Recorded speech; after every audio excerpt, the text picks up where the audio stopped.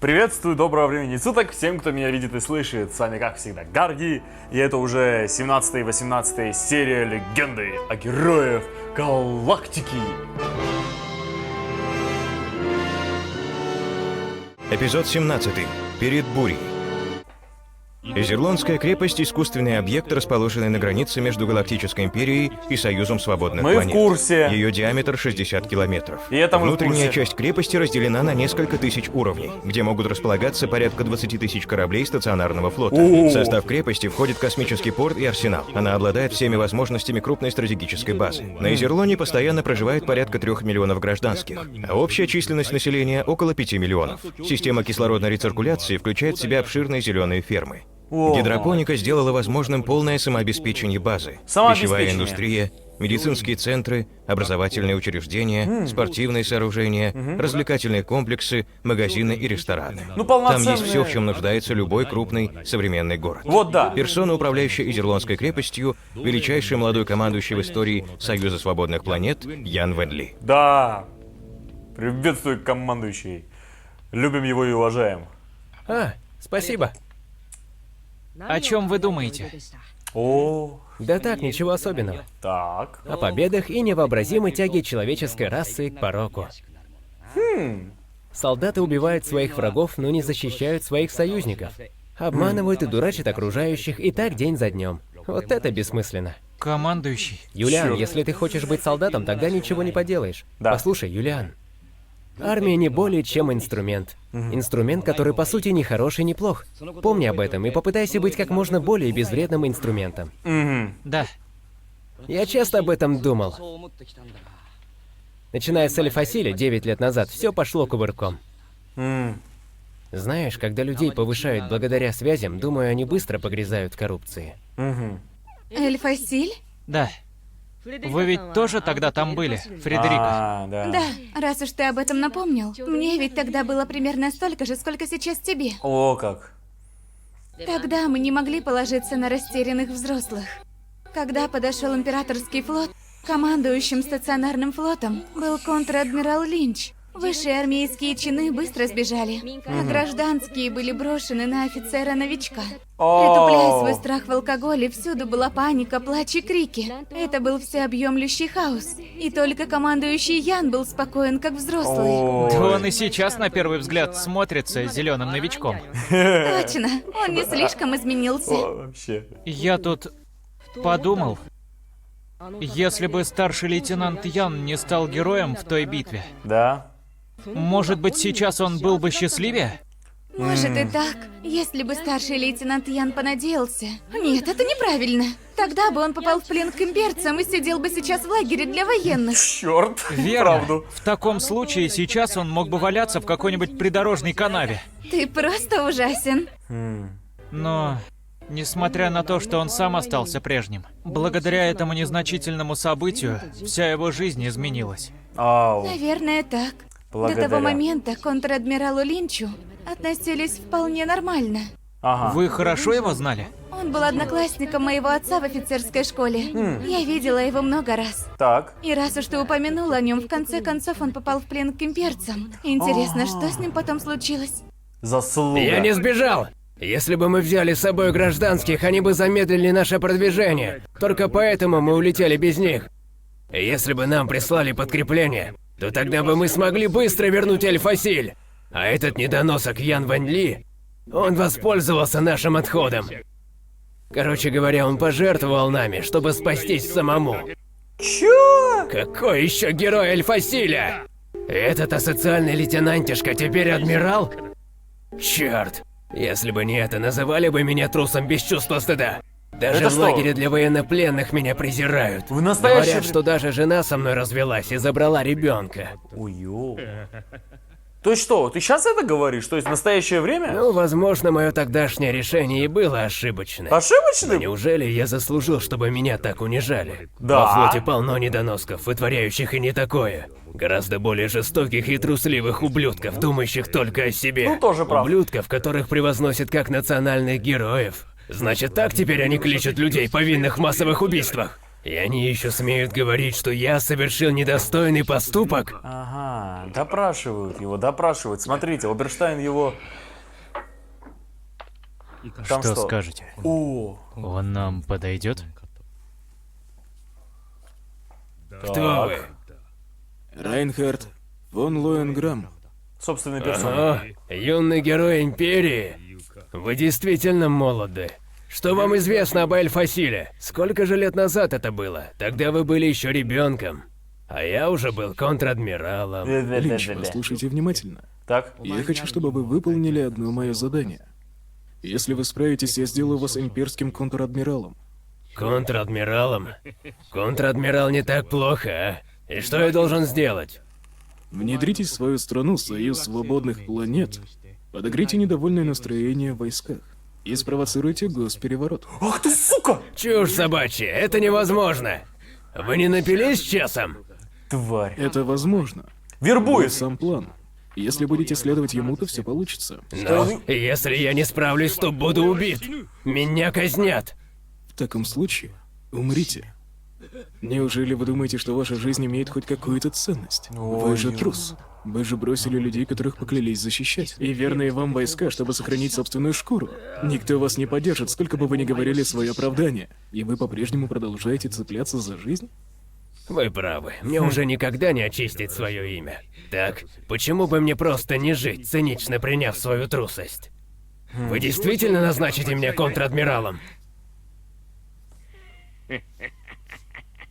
Смирился со своей Ваше судьбой. превосходительство. Похоже, командующий Кирхайс не особо одобряет этот план. Самоблагородство. Это не так.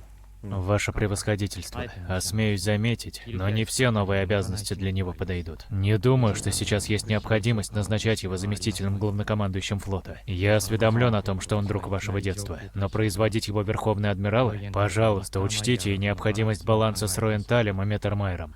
Оберштайн, можете не стараться. Я уже все решил. А он очень умный. Вам шах, командующий. Что? Когда это ты успел? Прошу Кстати, прощения, Юлиан что играет. беспокою вас. Что такое? Даже Я лучше. сейчас занят. Прибыл имперский корабль с посланником на борту. Они говорят, что хотят встретиться с вами по важному делу. А Так. вот как. На ловца и зверь бежит, а? Скоро В буду. смысле? На ловца и зверь бежит. Ну Он что этого ж. ждал? Смотрите, Командующий, вы забыли личное оружие. Оно мне не нужно. Да? Я бы взял. Командующий! Но все же. Юлиан, как ты думаешь, если бы у меня было оружие, я смог бы напасть на кого-нибудь? Нет. Значит, в нем нет никакого смысла. Пацифист хер. Кстати, Шонков сказал, что ты берешь у него уроки по стрельбе. О, Да. достойно. Бригадный генерал говорит, что у меня есть способности. Вот как, он надежный парень. Если Если он- предоставится случай, я позволю тебе спасти меня. Конечно. Я обязательно защищу вас. Ну, если Ой, Шемков, молодец. если Шемков говорит, что у парня Они прибыли задатки от имени адмирала флота Лоенграмма. Говорят, что хотят обменять 2 миллиона военнопленных. Сейчас? Разве обмен военнопленными не происходит только в мирное время? Это подозрительно, не так ли? Может, решили устроить обоюдную амнистию по случаю восшествия на престол Эрвина Йозефа II? Понятно. Нет, вероятно, это только официальная причина, а истинная кроется глубже. Например. То есть? Маркиз Лоенграмм, начавший борьбу с высшей аристократией, таким образом решил сделать первый шаг. Другими словами, возможно, это попытка предотвратить вторжение Союза в Империю на время этого противостояния. И? Под предлогом обмена военнопленными он планирует внедрить к нам агентов. Вот как он додумался? Как такое возможно? Такая вероятность есть. И учитывая теперешнее положение Союза, мы не можем этого не учесть. Значит, вы отвергнете предложение маркиза Лоенграмма. Никак. Я не могу этого сделать. Вот. Принцип армии Союза — гражданский контроль. У меня нет реальных полномочий в таком деле. В таком случае мы должны уведомить правительство. У нас нет доказательств. К тому же скоро всеобщие выборы. А, Военнопленные не имеют права голоса. Но у репатриированных такое право есть. 2 миллиона. Даже нет. Если посчитать членов их семей, число приблизится к 5 миллионам. От такого искушения мне их не удержать. Голоса. Кроме того, если дело получит огласку, это только поднимет право голоса Трунихта в военных кругах. Сука. Облом. Тогда может изучить вернувшихся солдат и выявить агентов? Всех? Это невозможно. Это невозможно. Я сомневаюсь, что мы сможем их выделить среди 2 миллионов человек. К сожалению. Кроме того, это также может быть приманкой. Тогда что же вы намереваетесь делать? Что-нибудь придумаю. Что-нибудь? Что? Как и предвидел Ян, правительство Союза приняло предложение Империи. Ну, конечно, приняла. А теперь хрен разберешь, кто засланный, а кто нет. Засланный казачок. Но мы-то Верные знаем. солдаты, захваченные врагом, несмотря на то, что вы храбро сражались. Я обещаю, я забуду о бесчестии вашего пленения и отменю глупейшие обычаи карать таких, как вы. Всем вернувшимся военнопленным будет выдано денежное пособие и объявлен отпуск. После чего все желающие смогут вернуться на флот. Все вернувшиеся будут повышены на 1 ранг. Наши солдаты. Герои. Вам абсолютно нечего стыдиться. Возвращайтесь домой с высоко поднятой головой. Весь позор лежит только на трусливых командирах прежних флотов, прикрывших свою некомпетентность вами и пославшие вас туда, где у вас не было никакого выбора. Я, командующий Лоэн Грамм, выражаю вам благодарность и прошу у вас прощения. И, наконец, выражаю благодарность Союзу Свободных Планет за позволение произвести этот обмен военнопленными во имя идеи гуманизма. Главнокомандующий космическим флотом Космической Империи, адмирал Райнхард фон Лоенграмм. Наглая, циничная. Безупречно. Маркиз Лоенграмм, вы только что получили еще 2 миллиона солдат в свою армию. Вот. Наглая, хитрая, лицемерная морда. Ну, молодец. Уважуха. Похоже, настоящий. Нет, просто подумал, не припас ли он бомбу. Вряд ли он станет размениваться на такие трюки. Да, Даже мелочь. если он вернет сейчас из Эрлон, это не даст Лоенграмму никаких преимуществ. Наоборот, чтобы удержать крепость, ему придется разделить свои силы. Ага. Значительно выглядит, правда? Да, производит впечатление. Хотя и не дотягивает до маркиза Лоенграмма. Верно. Вот лет через 10, когда он достигнет уравновешенности, силы и зрелости, он даже для меня станет достойным соперником. Ну, даже для него. Удивительно, да? Он всего лишь на 6 лет старше меня. А уже заместитель главнокомандующего флота. Верховный адмирал Галактической Империи Зигфрид Кирхайс. Какой молодой. Ян Вен Ли, благодарю, что проделали такой путь. Я Встретились. всегда хотел встретиться с вами, ваше превосходительство. Ян. Наконец-то встретились. Я тоже рад, что мы встречаемся по такому поводу. Ну да. Согласен. Какой красавчик. А ну молчать там, сзади трибуны. Эй, какой красавчик. У вас своих достаточно. Возможно, эти формальности действительно необходимы. Хотя это и глупо звучит, командующий Ян. Разделю ваше мнение. Уважение все-таки имеется между ними, потому что они о друг друге знают, что это благородные командиры, а не просто какие-то твари, которые... Сколько тебе лет? В этом году исполнится 15. Ясно. В моей первой кампании мне тоже было 15. Ага. Сейчас несколько неуместно желать тебе удачи. Но будь здоров. Не убесно. Но будь здоров. Вот это хорошее пожелание. Дай бог все останутся живы. Эй, надеюсь, что не настолько впечатлился, чтобы стать имперцем. Не. Юлиан. Зигфрид Кирхайс, значит. Похоже, с ним можно иметь дело. Да, можно. Странно, не так ли? Когда к вражескому командующему испытываешь больше симпатии, чем к своим собственным политикам. Черт. Я хочу встретиться с ним. Маркизом Райнхардом фон Лоенграммом. Ну, он грамотный. Он сейчас несколько... Ну, Юлиан, я возвращаюсь обратно в Хайнесон. Я должен присутствовать на церемонии в честь вернувшихся солдат. Ну не, ну Райнхард получил... Он несколько зайцев грохнул сейчас только одним выстрелом. Очень грамотно. Ну, на Хайнесон. Таким образом, ваше возвращение домой стало возможным благодаря неизменной гуманной внешней политике нашего Ну правительства. да, конечно, ради Я вас. хочу, чтобы вы помнили, что наш долг — это вновь принять участие в священной войне за освобождение. Да Вы пошел все ты. укрепите свой дух и дайте отдых телу. Вы вернулись на родину живыми. Однако память о ваших товарищах, о тех 10-кратных потерях при Амнистере еще жива. Господа, Юлиан, все готово? Скоро мы сможем отсюда сбежать.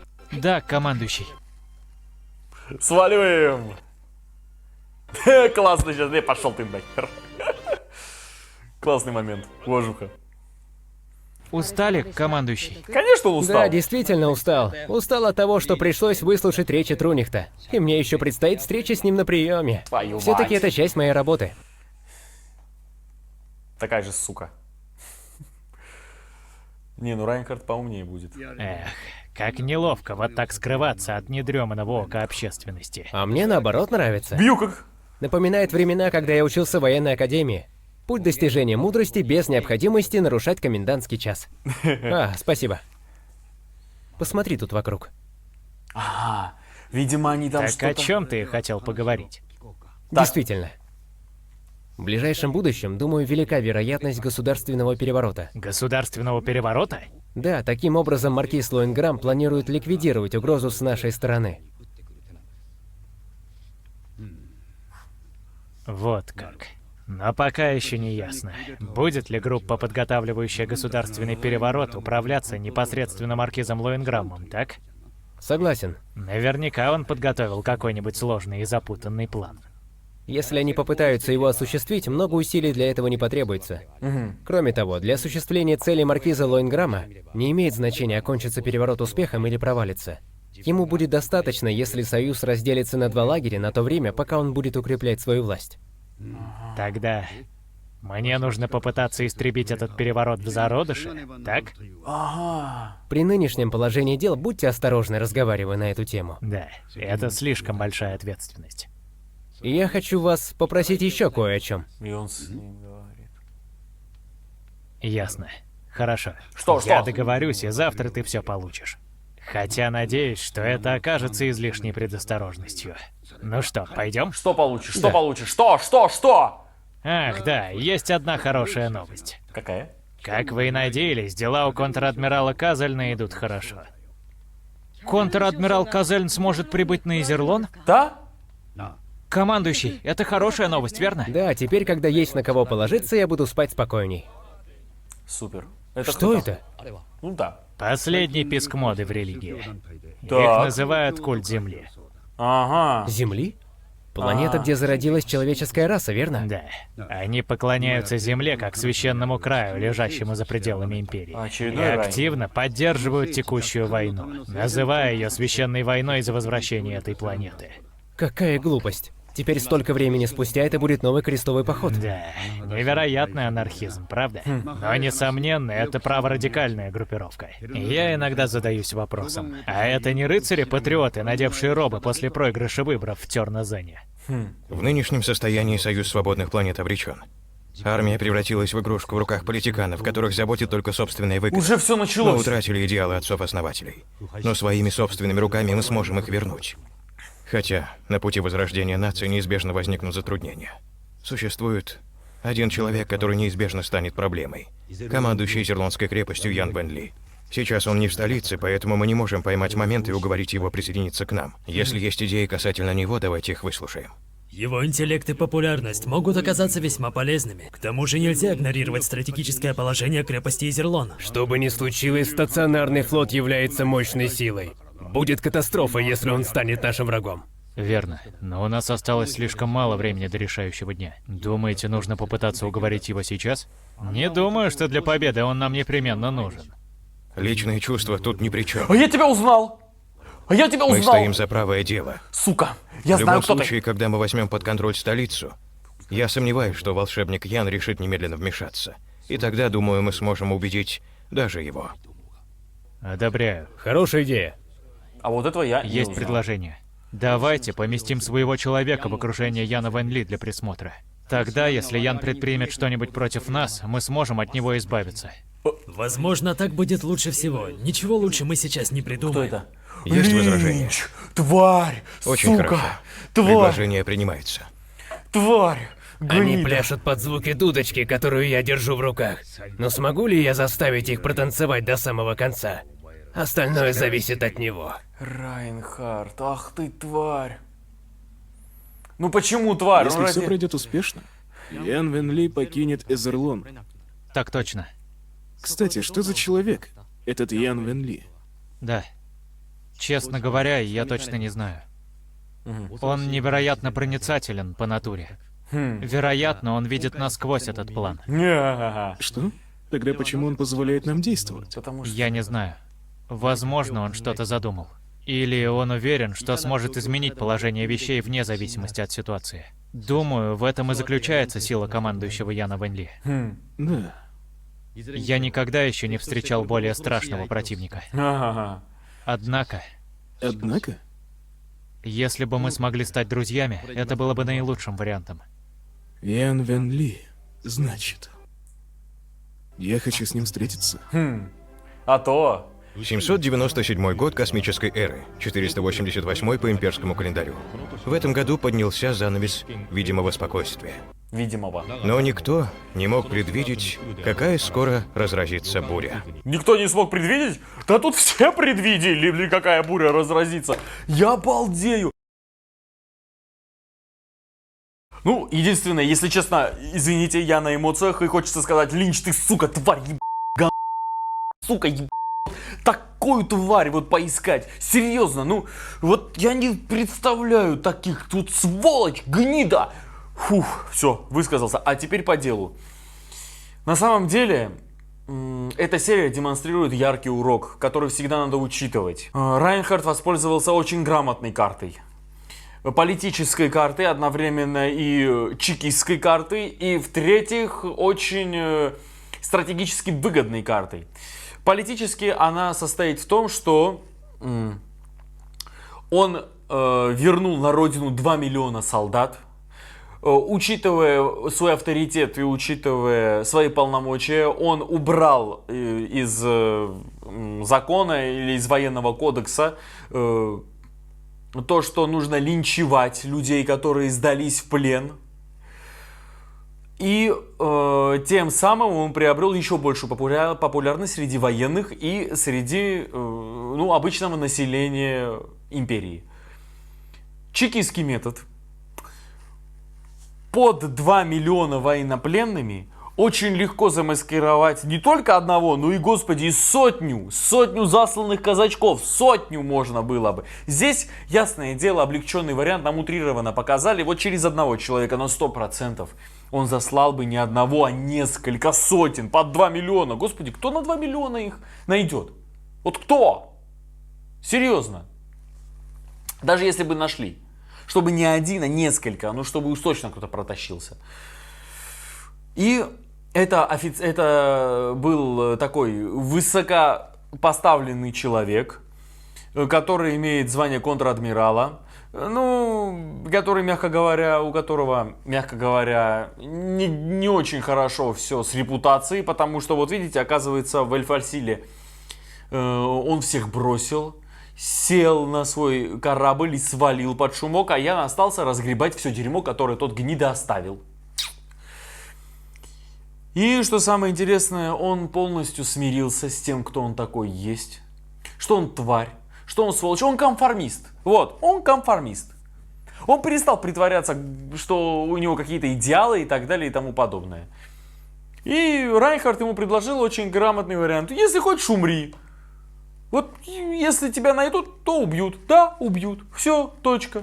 У тебя все равно жить незачем. Тебя все презирают. Жена бросила, ребенка забрала. Все военные тебя презирают. Так что давай без этого лишнего. А если справишься, то станешь контр-адмиралом империи. А что? Предатель предателем. Он и так уже себя полностью обесчестил. И не с точки зрения какого-то там кодекса военного, а вообще по-человечески полностью себя обесчестил своими действиями. И лучше быть обесчещенным в звании контр-адмирала империи, чем просто сидеть в лагере, да? Согласитесь. И вариант стратегический. Он получил 2 миллиона человек в собственную команду, которые получат пособие, получат отдых, медицинскую помощь, полную реабилитацию и повышены все на 2 звания. О, господи, и повышены все на 1 звание. Кто не захочет вернуться в такую армию, а? Кто? Короче, и тем более у Райнхарда такой мощный авторитет. Все его считают непобедимым командиром, который совершает самые великолепные стратегические маневры, и под его началом служить одно удовольствие. Тем более, если такие ништячки. А что значит новое звание? Это значит новое... новое жалование, это значит, возможно, новое жилье, это значит новые привилегии, это значит, в конце концов, новый паёк.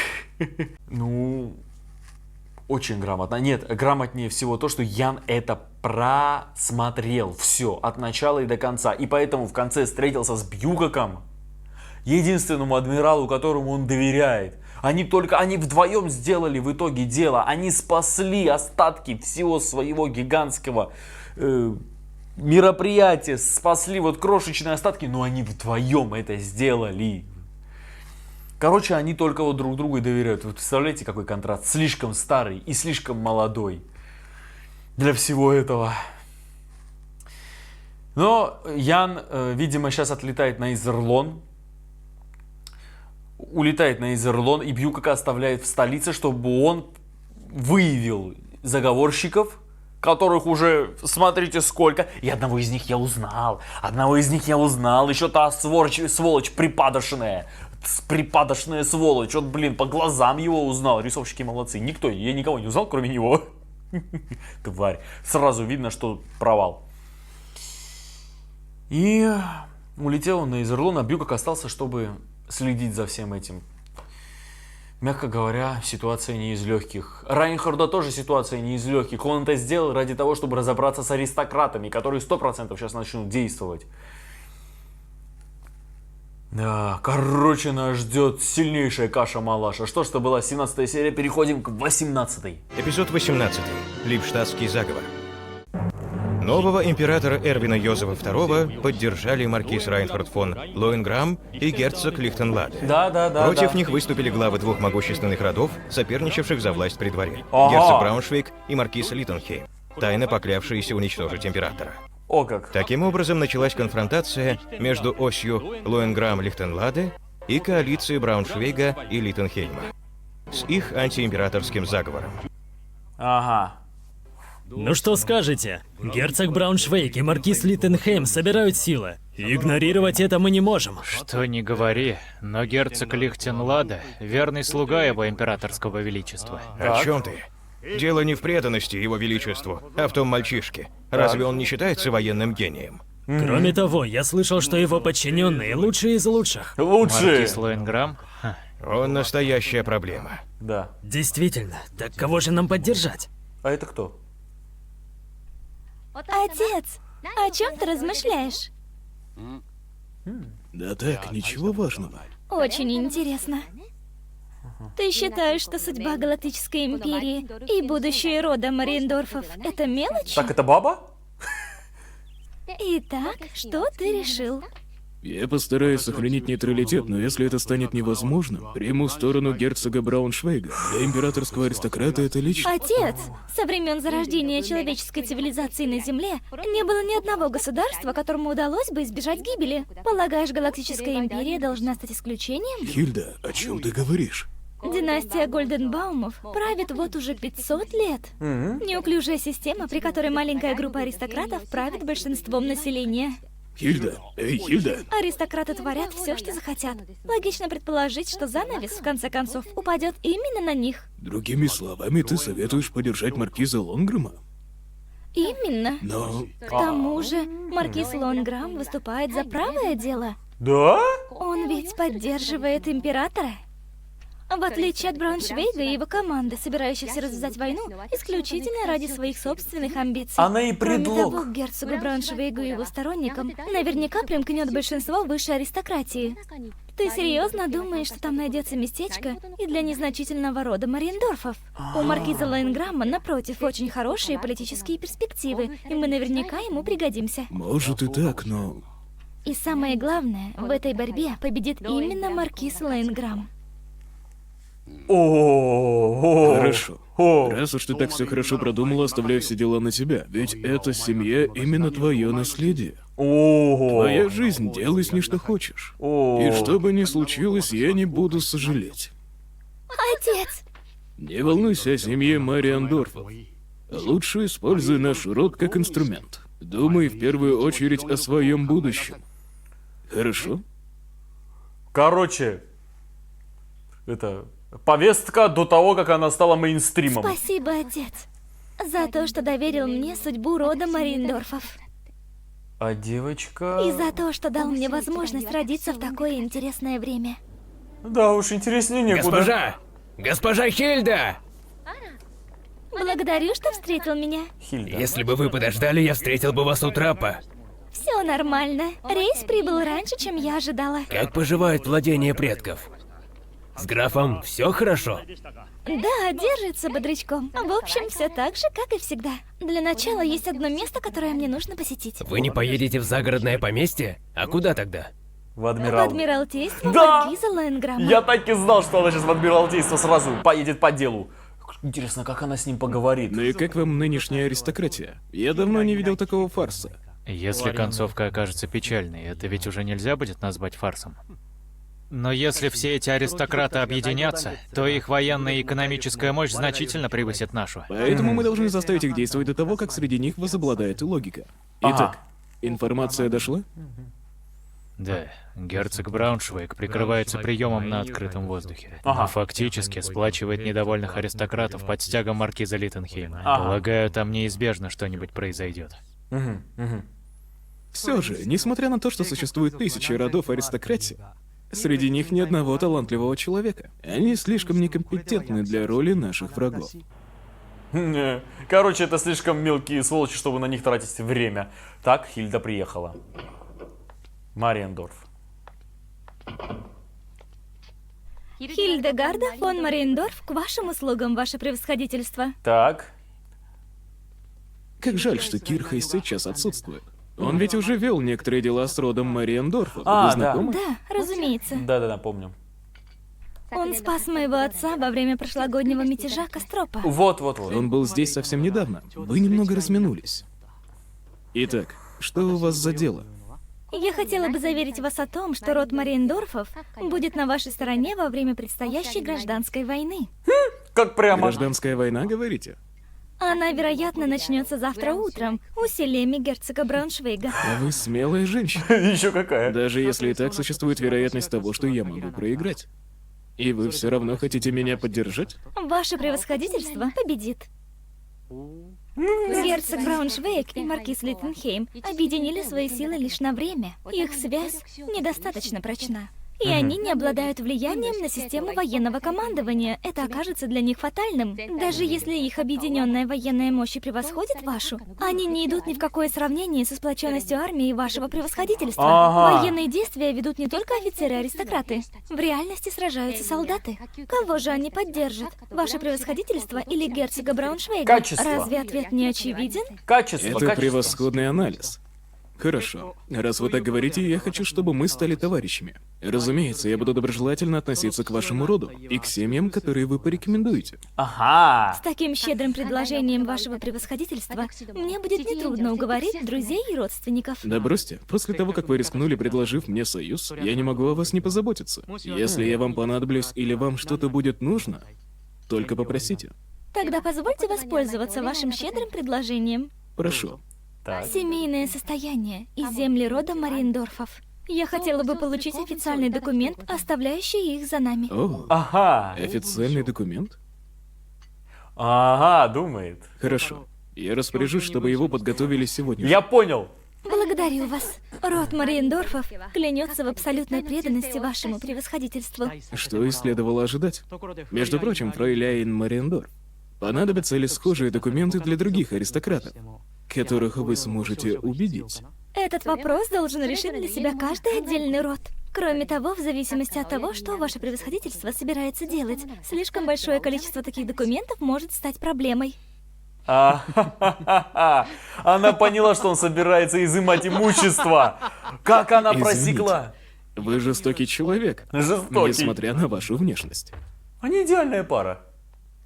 Прошу простить, ваше превосходительство. Недовольные аристократы наконец-то начали действовать. Слава богу. Фройляйн Мейрендорф, было приятно с вами побеседовать. Даже очень. На днях я приглашаю вас отобедать со мной. До встречи. Я же говорю, идеальная пара.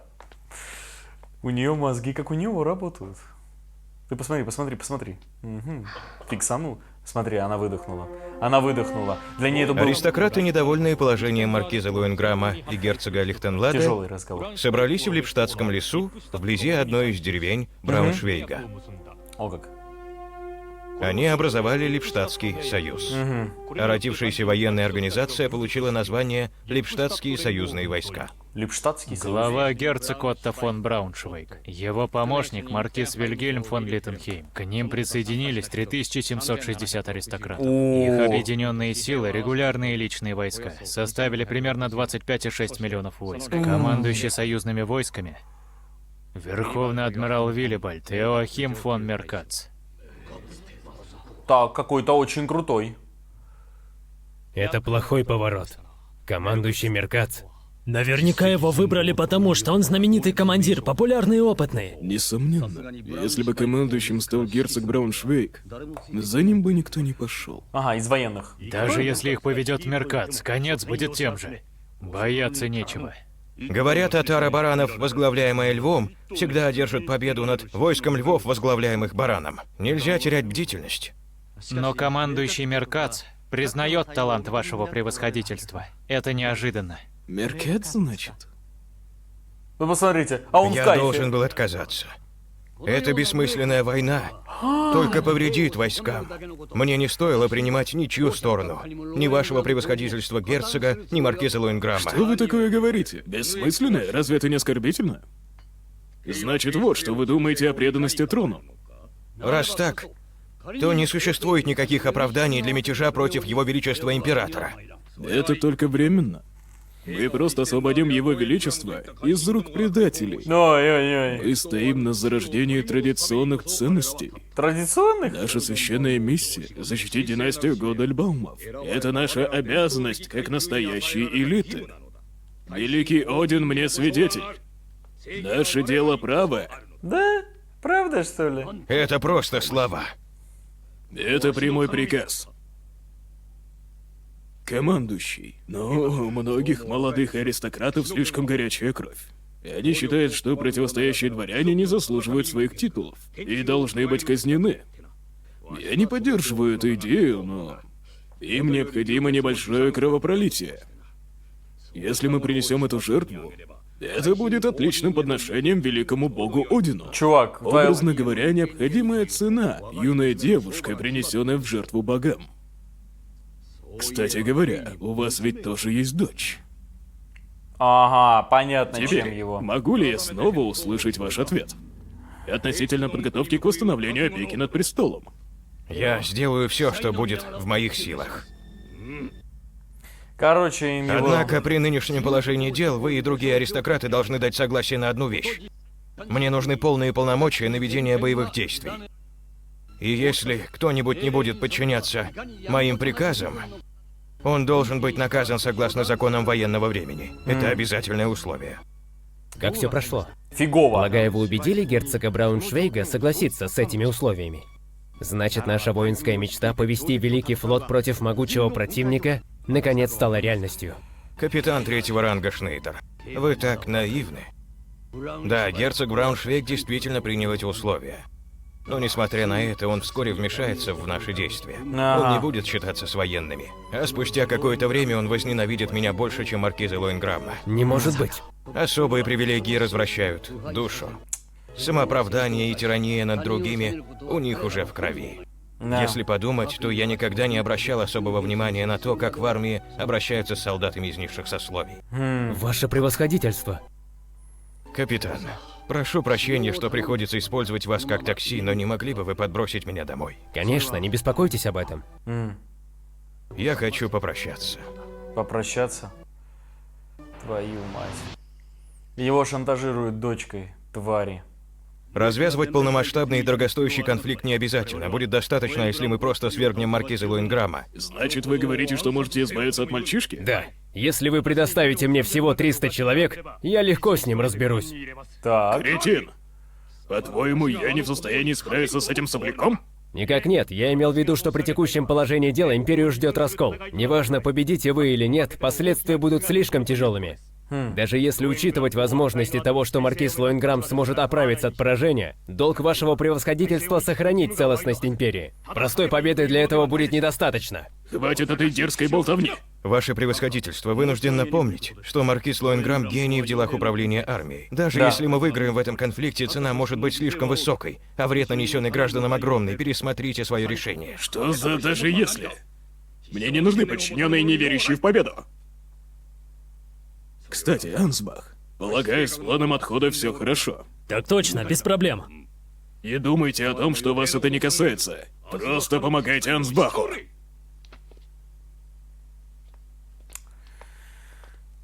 Эти ребята умные. Ансбах, не могли бы вы поговорить с его превосходительством еще раз? Командор Штрайт. Его превосходительство считает, что флот Лоинграма необходимо уничтожить в открытом бою. Это продемонстрирует нашу мощь маркизу Литтенхейму и другим аристократам. Именно в этом заключается цель этой битвы. Это бессмысленно. Это важно для победы в последующей борьбе за трон. Значит, истинная причина убийств — последующая схватка за трон? Именно. Последующая схватка? Стоит ли вообще о ней беспокоиться? Вы так весь Похоже, флот нам придется действовать самим. Собирайте угробите. людей. Слушаюсь. самим. Вы весь флот, они не понимают, что они угробят весь флот, и Союз Свободных Планет их просто растерзает к чертовой матери. А эти начали действовать. Видимо, они идут к Райнхарду, да. Цель убить маркиза Лоинграма. Его сестру, графиню Грюневальд, взять в заложники. Не забудьте задание. Слушаюсь. Вперед! Ага, а их уже ждут. Райнхард не настолько тупой. Он ждал и правильно делал. Проклятие, они нас ждали. Командир, Ничего не поделать, отступаем. Ага, их еще и окружили. Черт! Мочите. Все, началось. Все, первая кровь пролита. Началось. Райнхард, Иди спать. Не тревожься, сестра. Да, все нормально. Кирхайс лично отвечает за безопасность этого здания. Всё под контролем. Волноваться не о чем. Мне нужно ехать в Адмиралтейство. Начинаем. Роза, можешь спать спокойно. Началось. Всего хорошего.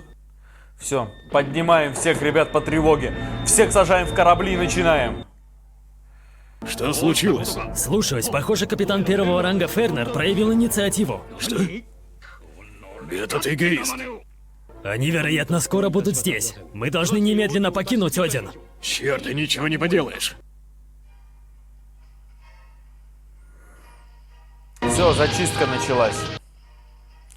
Ведь, короче, всех, кого успеют, они перехватят. А те, кого не успеют, ну, что поделать, потом грохнут. Как и ожидалось от маркиза Лоинграма и его людей.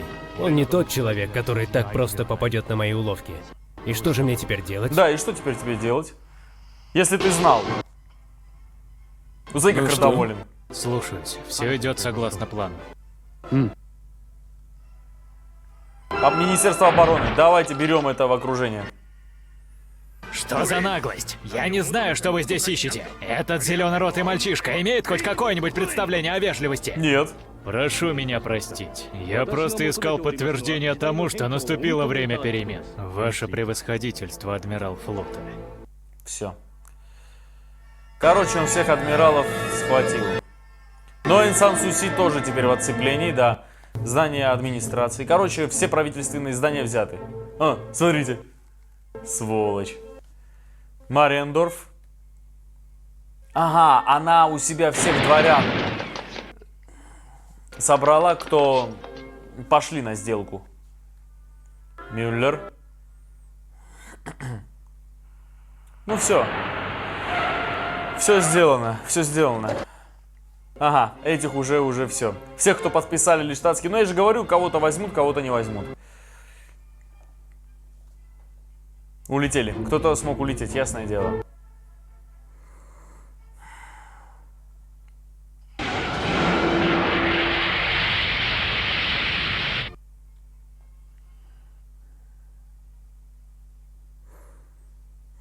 Командор Штрайт, если не ошибаюсь. Вы предлагали герцогу Брауншвейгу устранить меня. Это правда? Правда.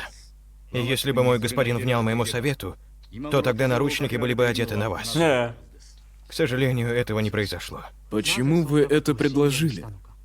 Я чувствовал, что это будет предпочтительнее, чем ввергать империю в бессмысленную гражданскую войну, которая принесет неисчислимые беды гражданскому населению. Да. Вы слишком ценны, чтобы вас просто убить. Я прошу вас, возвращайтесь к своему господину, исполняйте свой долг. Если позволите, я предпочел бы остаться на Одине. Вы не хотите возвращаться? Если я вернусь при нынешних обстоятельствах, то меня спросят, почему спасся только ты. Ну да. Герцог Брауншвейг не тот человек, который верит в преданность своих подчиненных. Ясно. Тогда как насчет такого? Не хотите ли стать одним из моих людей? Благодарю за великодушное предложение, но я бы не хотел, чтобы человек, которому я до сих пор служил, стал моим врагом. Прошу меня простить. Хорошо. Достойный. Тогда делайте, что захотите. Достойный ответ. Командующий Вален, один корабль игнорирует наше предупреждение и пытается сбежать. Что? Открыть огонь. Мочить. Но пока только предупредительный. Нет. Хотя, это же свои все-таки. Сдались. О! Капитан первого ранга Фернер, бывший подчиненный герцога И Брауншвейга. этот. Бывший? Да, сегодня утром я сдался вашим войскам. Ага. Я хотел бы служить вашему превосходительству. Че? Действительно, и что же поколебало верность вашего сердца? Чтобы верность была верностью, она должна быть посвящена людям, которые ее ценят. Тоже. Оставаться преданным господину, который ничего не понимает в людях, все равно, что метать бисер перед свиньями. Вам не кажется, что это бессмысленно? Классно. Вы прямолинейный человек. Еще какой? Оберштайн, Да, оставляя этого человека на вас, найдите ему применение. слушаюсь. Это его личный сейчас убийца будет 100% какой-то. Командующий, тот корабль использует гражданские суда в качестве щита. Что? Тварь. Трус. Командующий! Ничего не поделаешь. Всем кораблям прекратить огонь! Мы смогли захватить министра обороны и командный центр, но... Так. К сожалению, Брауншвейг и Литтенхейм смогли сбежать. Однако, из числа 3760 аристократов, вошедших в Липштадтский союз, мы успешно задержали 625. Тоже неплохо. Полагаю, на данном этапе придется довольствоваться этим. Герцог Брауншвейг и те, кто сбежал из столицы, вероятно, сделают своей базой какую-нибудь крепость, чтобы дать нам решающий бой. Так. Как думаете, куда они отправились? Скорее всего, Гайерсбург. Крепость Гайерсбург. О, какой. Как и предсказал Оберштайн, липштадтские союзные войска собрались в крепости Гайерсбург.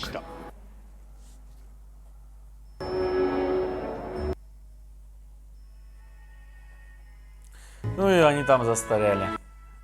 Вот они все. Ну этот, сука, флигель. В свою очередь, маркиз Райнхард фон Лоенграм принял обязанности всех трех высших командных должностей имперской армии одновременно. Нифига Вместе с себе. полученной от императора должностью главнокомандующего имперским флотом, он получил прямой приказ покорить липштадтские союзные войска. О, Название? Да, решите, под каким названием силы противника будут иметь место в документах. Вот как. Вот хорошее название. Армия мятежников. Армия мятежников? Именно, и пусть это станет известным по всей империи. Просто мятеж. Пусть они это тоже услышат. Вы — это армия мятежников. Слушаюсь. Что ж, отправляемся в Гейсбург на встречу с армией мятежников. Слушаюсь. вот сволочь еще ржет, как смотрите. И Зигфрид. 488 год имперского календаря, 797 год космической эры, 6 апреля. Величайшая гражданская война в истории человечества разделила галактическую империю надвое. И это станет началом трагедии. Ох, ну...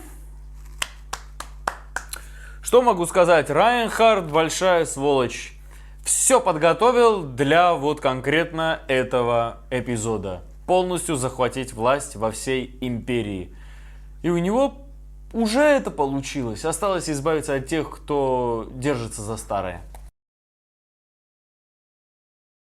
Что ж, если кратко сказать, эта серия, так же как и 17-я предыдущая, была полностью посвящена тому, что Райнхард, скажем так, полностью подготовил почву, чтобы ему было как можно удобнее вести вот эту гражданскую войну, которая вот только сейчас началась против Брауншвейга и Литтенхейма. Люди, которые держатся за старое, не хотят отдавать своего, они считают, что это им принадлежит, потому что это им даровано свыше. Но времена меняются, молодые сменяют старых. И в данный момент это я имею в виду не только буквально, а вполне символично, так как эта война, которая идет 500 лет, взрастила великих людей, великих генералов, великих абсолютно и умом, и телом, которые уже на другом уровне. Это что-то вроде эволюции. Они прекрасно осознают, как надо действовать, почему так надо действовать. И действуют ради спасения себя, ради спасения страны в каком-то смысле. Но Райнхард, скорее всего, это делает ради спасения себя самого. Райнхард отличается от Яна тем, что он, ну давайте уж прямо жаден до власти. Жаден до власти. А почему он жаден до власти? Потому что он в детстве хлебнул, что такое, когда ты беспомощен. Когда ты беспомощен. Когда у тебя забирают твоего любимого человека, ты ничего с этим поделать не смог. И он прекрасно осознал, где сила и где понимание того, вот что надо сделать, чтобы больше такого не происходило. И он это сделал. Пожалуйста, он добился того, что аристократы лишились своего авторитета, лишились своих полномочий. Он прекрасно знал, что они это так не оставят, потому что люди, которые владели абсолютно всеми правами, черт знает сколько поколений, это просто так не отдадут. Он для этой войны все подготовил. Он устроил большие проблемы там, в Союзе, чтобы они не смогли вмешаться, потому что во время гражданской войны между двумя коалициями в одной стране, ясное дело, остальные захотят это вмешаться сразу же. Только дай волю. Ну, также хочется подчеркнуть на самом деле проницательную Хильду Мариендорф. Такая же молодая, такая же хитрая, такая же умная и проницательная, как и Райнхард. И она прекрасно осознала, что нужно и как действовать. Ее также, если честно, было приятно наблюдать, ее рассуждение было приятно наблюдать. Она, скажем так, не присутствует в иллюзиях, в такой иллюзии, как аристократы. Она не присутствует в них. И исходя из этого, она сделала вывод, кто победит. Чисто логический вывод. Почему? Аристократы только и делали, что они, извиняюсь, пожалуйста, только и делали, что устраивали приемы, праздники, боролись между собой за близкое место к императору, и внезапно они объединились. Это прекрасно, это ясно, что это не прочный союз. На первых порах этот союз будет иметь силу, потому что у них одна и та же цель, но рано или поздно это разойдется. Плюс их не уважает армия, которая полностью состоит из мелких людей, которые аристократию не очень-то любят. Почему не любят? Потому что между ними слишком социальный расслой, очень уже, слишком сильный. Райнхарда они не просто любят, они его боготворят. Это настоящий генерал. И человек, плюс он вернул себе 2 миллиона человек из плена. И у него команда на более сплоченная, более серьезная, более мощная, более мобилизованная, между прочим, которая уже побывала в 1000 горячих точках и смогла выйти оттуда победителями. А у этих личная армия, ясное дело, но это всего лишь гвардия, которая настоящего пороха не нюхала. Но у них есть сильный генерал Миркац, которого я, между прочим, помню, в первых 2 сериях он был, и он был консультантом, один из подчиненных Райнхарда, и они друг друга уважали. Вот почему он согласился? Разве он не понимал? Не понимаю. Хильда. Я хочу еще закончить момент с Хильдой, что она грамотно поняла, что Райнхард сделает. Райнхард полностью взял на себя полномочия всех 3 адмиралтейств по обороне и по атаке, как я понял.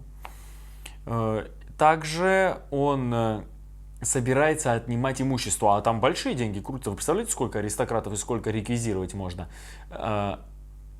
Хильда это поняла и попросила официальную бумагу, подтверждающую, что у нее так украсть ничего не будут. То есть изымать имущество не будут конкретно у нее и у людей, которых она порекомендует. Это на самом деле очень грамотно. Это на самом деле имеет свой смысл, так как это покажет аристократам, что главное не то, что ты аристократ, а главное принять правильную сторону. Главное принять правильную сторону. Ну, там было видно, что там в основном дворяне такого среднего звена. Но почему бы и нет, так как среди сословия, такого аристократического сословия, тоже нужно иметь какой-то союзнический авторитет. Потому что среди обычных военных он имеет очень мощный авторитет. Что ж, это была 17-18 серия «Легенда и герои галактики». Благодарю, если смотрели это вместе со мной. Если вам понравилось, будьте добры, ставьте лайк, подписывайтесь на канал и группу ВКонтакте. И увидимся уже на 19 и 20 серии. Удачи!